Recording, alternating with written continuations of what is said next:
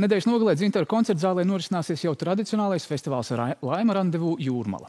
Jau 10. gadu Laima Vaikula vasarās pulcē virkni populāru mūziķu. Daļa no viņiem Jūrmalā atgriežas vairāk kārt, citi randiņam ar Laimu pievienojas pirmo reizi.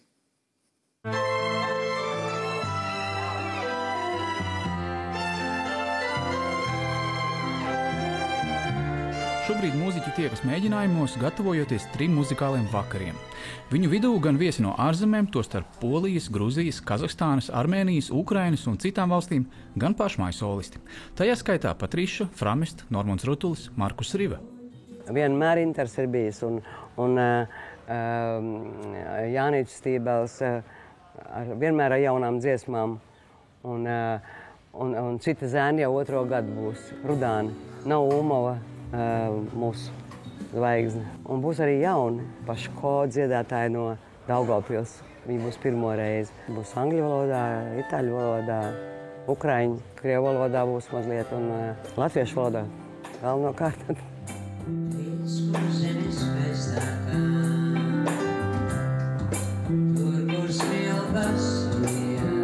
Te mums ir viss, ir džess, reps, populārā mūzika, ir daudz kas. Es laikam esmu no tiem, kam patīk tā dažādība un šo žanru daudzveidība. Un šis ir laikam tas gadījums, kad tiešām to netrūkst. No tango līdz sambai, no sambas līdz rokam, no roka līdz dažādiem elektroniskām skaņām. Tā ka tas būs ļoti daudzveidīgai publikai paredzēts.